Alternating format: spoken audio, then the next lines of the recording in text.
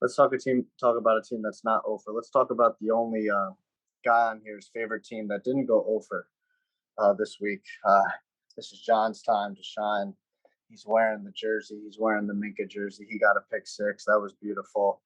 Terrible day for Joe Burrow. I think he turned the ball over 5 times, if I'm not mistaken. 4 picks, 1 fumble. They Burrow didn't really have a good game. The O line played like absolute dog crap. After I praised it personally. I praised it. Said they fixed it, but John, talk to me, Goose. What? You're probably feeling good, but not also good. But N- one thing, actually, this is great. So I just got a report about 30 minutes ago from Ian Rappaport on TJ Watt. The injury isn't expected to require surgery or end his season. He could return in 6 weeks. So first, to react to that, it sounds great at the surface, but I do want to remind everybody how much money the Steelers guaranteed to TJ Watt. So he just had one of the greatest seasons in NFL history for an outside linebacker. He's making $112 million. And that investment is one where I don't want to play around with it and put this guy out there where he's at risk to really bang himself up. I know TJ is that go getter and he is cut from a different type of cloth. You just have to be that level of player.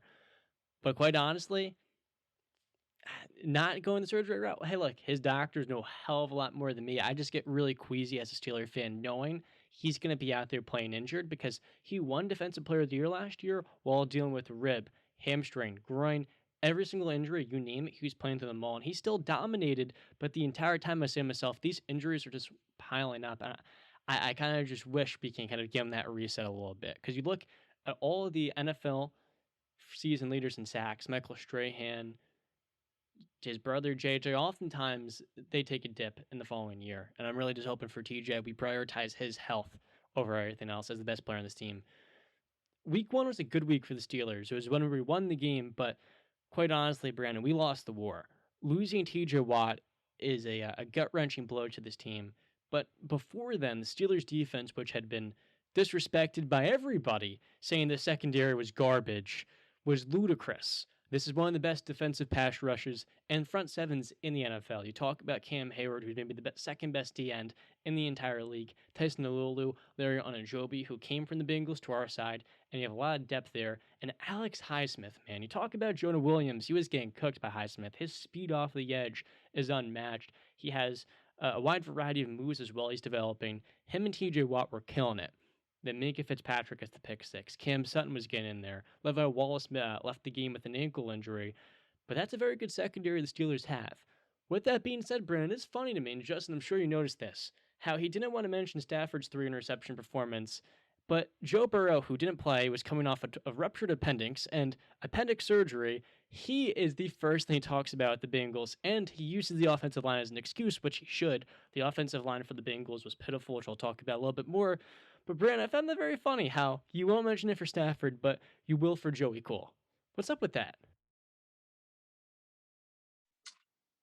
Listen, He's coming off a listen. surgery. I know they're both coming off of surgery. I guess you don't want to believe that Stafford's coming off of surgery. It was an honest mistake. I forgot. I apologize. Matthew Stafford threw 3 interceptions. Are you happy? I said it. The O line played bad. You happy? I said it. I Now will speak about say, your goddamn Pittsburgh Steelers and their freaking win because you're about to be a sad man next week. All right, go ahead. Have your moment in the sun. okay, you guys are going to come to Acrisure Stadium and get shown up, you and Belichick. With that being said, the Steelers' offense yesterday was absolutely lethargic.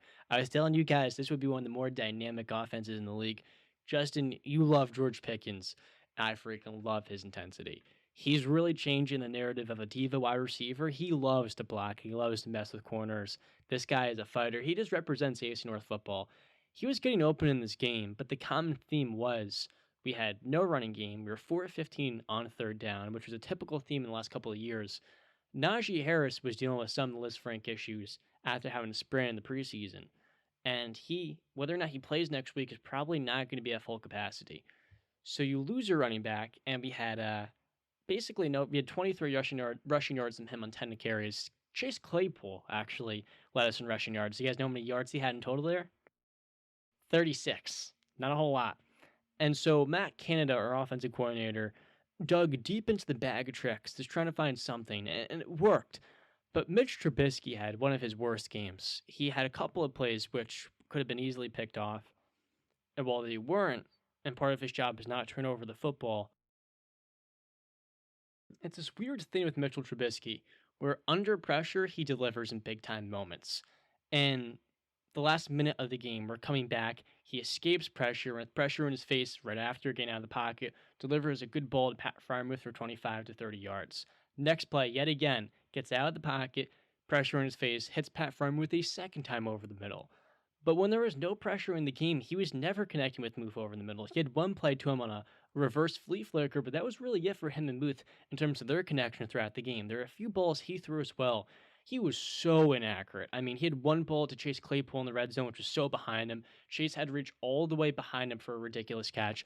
Another one on Deontay Johnson. You guys probably saw it all over social media where he's outside the numbers and Mitch tries to squeeze it in there, and it was so inaccurate. He goes up like OBJ and catches it like this and gets both of his feet in. He is so lucky he has these receivers because I'm telling you, anywhere else almost, there's only probably 4 or 5 teams in the league where those are not being picked off, those passes. Like Justin, you like how he said, "I'm telling you," when all off season we were the ones telling him about Mitchell Trubisky in the corner. I'll be honest with you guys, I liked his athletic ability, but even still, he was hesitant in this game to just when the play died down, either A, throw the ball away or jettison for a first down, the way we see with the Josh Allen. And man, nothing's changed with him. I had some faith that he learned some stuff working with Brian Dable in Buffalo, and we'll get to Dable in a little bit. But clearly, none of that Dable magic worked on Mitch because so far he's been uninspiring. And if he plays like that and doesn't improve with his accuracy, especially down the field, he has a good arm. It's just like he often overthrows guys. And not only that, he's whether or not the ball is actually being turned over, he made one pass in overtime which should have been picked off. If he's also turned over the football while being accurate, Kenny Pickett will be their starter this season at some point. With all that being said, the Steelers defense has to be respected. When you have Minka Fitzpatrick and Cameron Hayward, it's still going to be very competitive. It's going to give you a fight every single week. And if Mike Tomlin, man, this team is more motivated than anyone else, dude. They cut the eyelids off, and that's how they play football. I'm excited to see what this team can do on that end of the ball, but ultimately it's going to come down to our offensive line and a quarterback who's average at best. Yeah. So I mean, listen, I never said I had worries about the. I always told you I like the team in its totality. It was just the quarterback that I have questions about. But listen, man, even with the 5 turnovers, you guys are lucky you've won this game. Okay, Cincinnati loses their long snapper.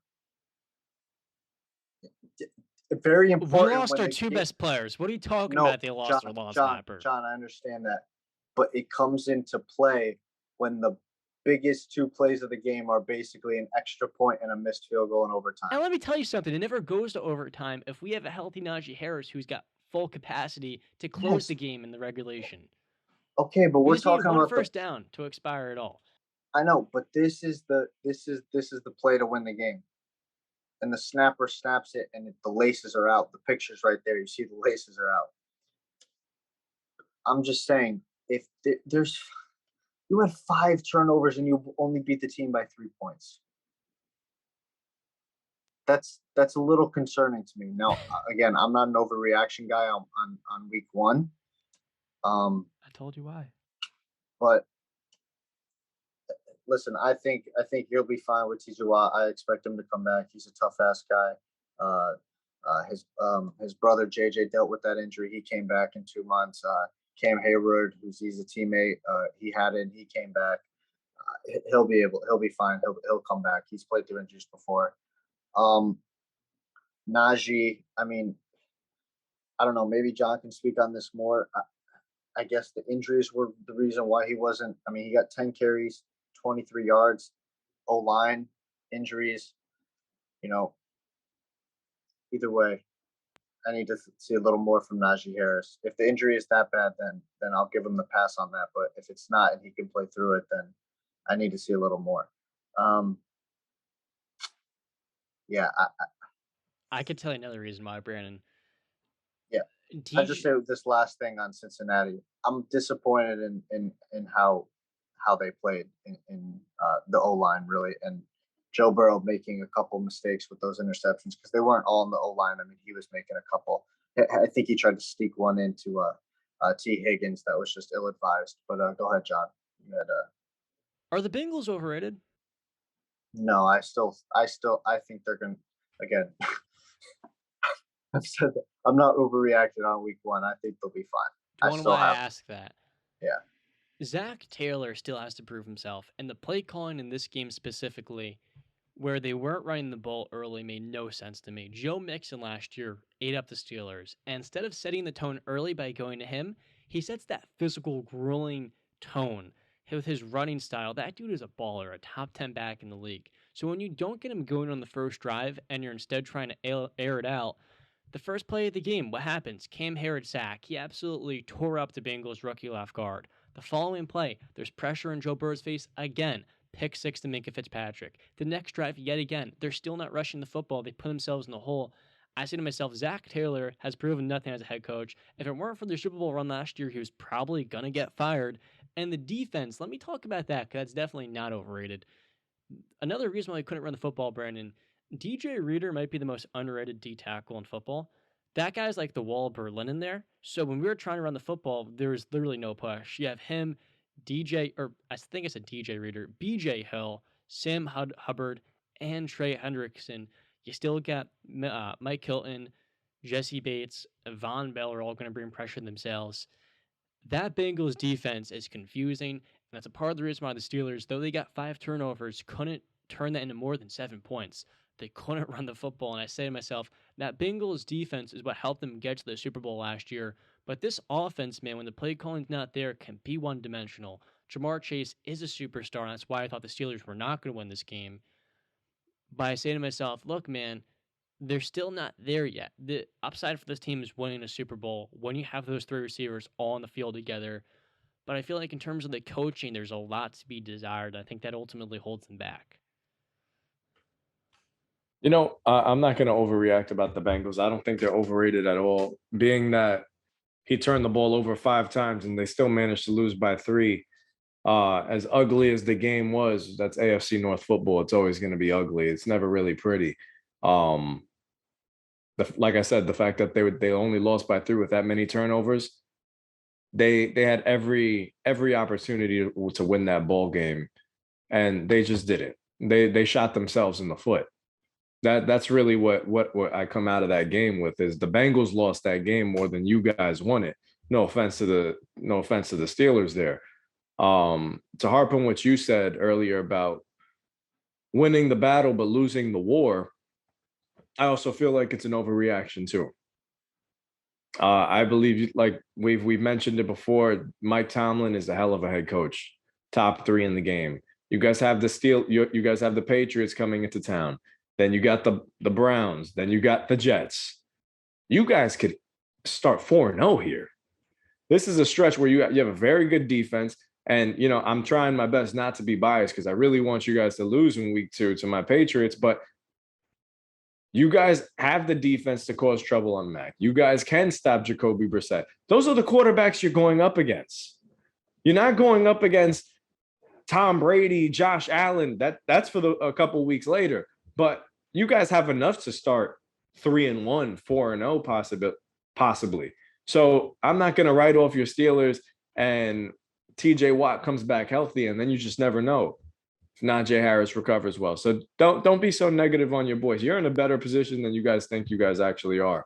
On the Bengals note, like I said, they'll be fine. It's week 1. Joe Burrow needs to be smarter, protect the football, don't force it. Don't come out before the game saying if you go man to man, good luck, and then throw 4 interceptions. Don't bring that energy over here. If you're gonna talk the talk, you got to walk the walk. Don't throw the picks, man. Play smarter. You got a week against a Cowboys defense that is pretty tough. Pressure's gonna be up in your face. Step up, play smarter, because you guys shouldn't have lost that game against Pittsburgh. Absolutely shouldn't have. But guess what? It happened, just like I said it would. It's week 1, and everything is a damn toss-up. Joe Burrow needs to play smarter. At this point, you led your team to a Super Bowl. You lost, but you got them there. You're an AFC champion now. We expect big things. We expect MVP things. And guess what MVPs don't do? Guess what champions don't do? They don't throw you into losses.